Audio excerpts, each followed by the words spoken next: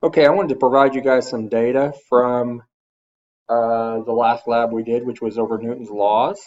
So first thing I want to do is I want to go ahead and connect to my cart.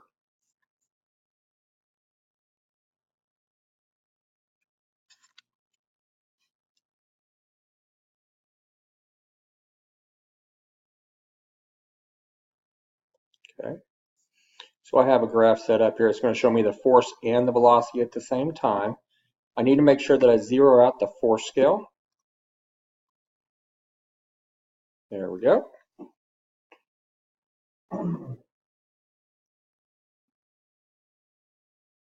So the first reading we're going to have is with 750 grams, 0.75 kilograms.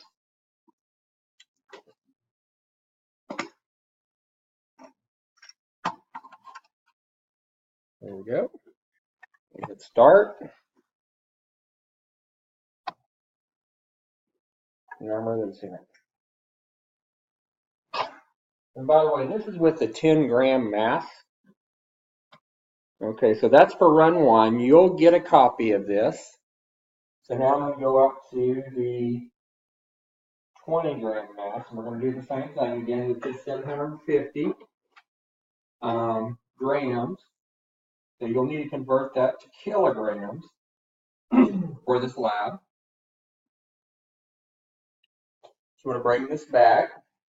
So again, now we have a 20-gram mass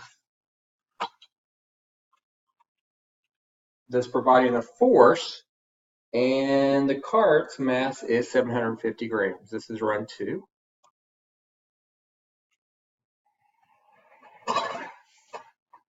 Okay.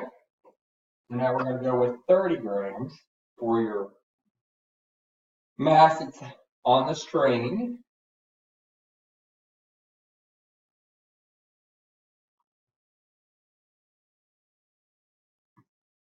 Again, we're keeping the inertia the same. The mass of the cart is staying the same. The only thing we're changing is the force. So this is going to be run three.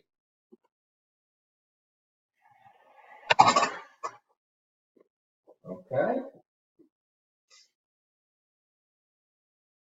Now we're going to switch it to where there's a 40-gram mass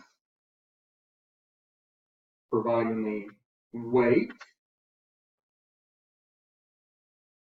to the string.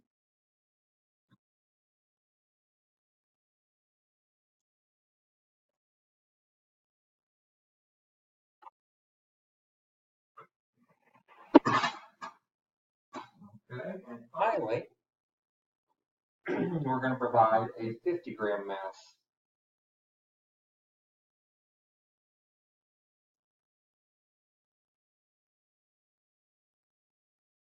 For weight to the string. Of course, when I talk about the string, when I talk about the 10, 20, 30, 40, and 50, I'm really providing you guys just the mass on the string, which is going to provide a force. And we'll talk more about that in just a moment. Okay, so this is 50 grams for the mass on the string, still 750 grams of mass on the cart. Okay, so that was changing force, but keeping the mass the same. Okay, I just want to remind you guys how to read these graphs. So I'm going to pull this down right here. You guys can see that I can pull down right here, make the graph bigger this way, and pull over. So let's go back to run one. And I'm going to make it a little smaller now. There we go. So right here, this is the velocity versus time graph. The way you know it is because purple is y2. If you look over here, y2 is velocity.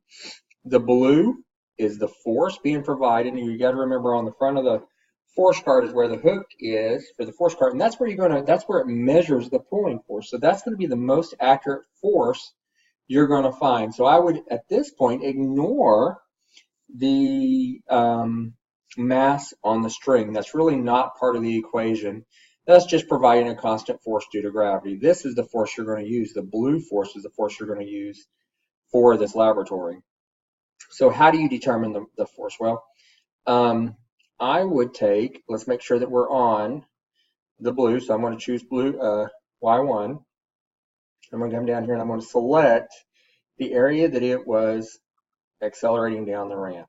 And how do I know that's accelerating? Well, if you look at the purple, that's the velocity versus time graph.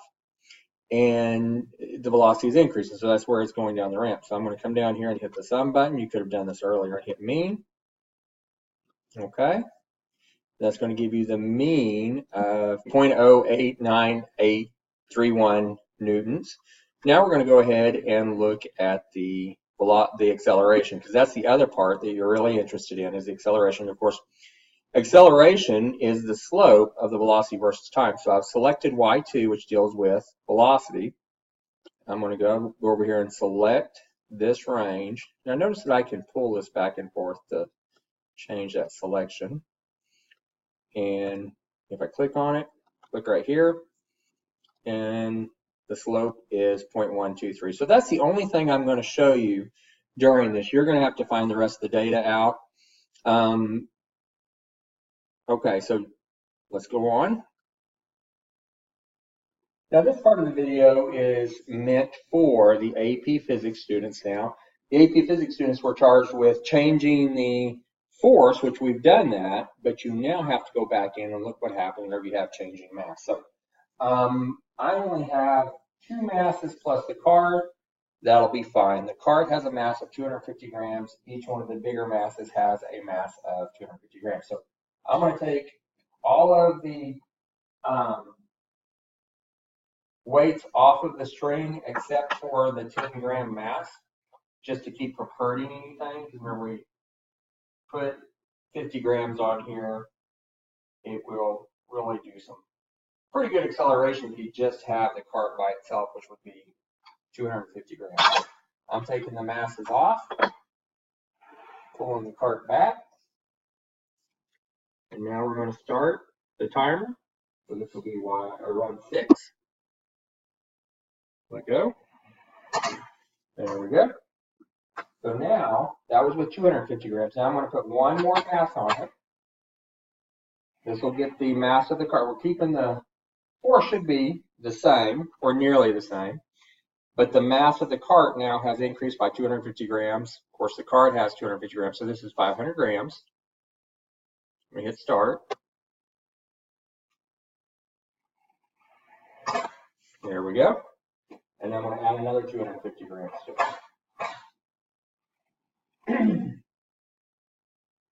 Okay, so now the cart and the masses have a total mass of 750 grams.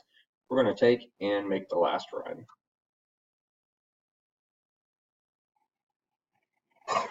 Okay, so that should take care of all your data needs.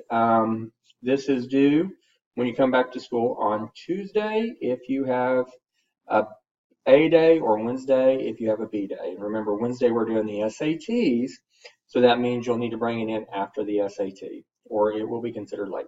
Okay, thanks.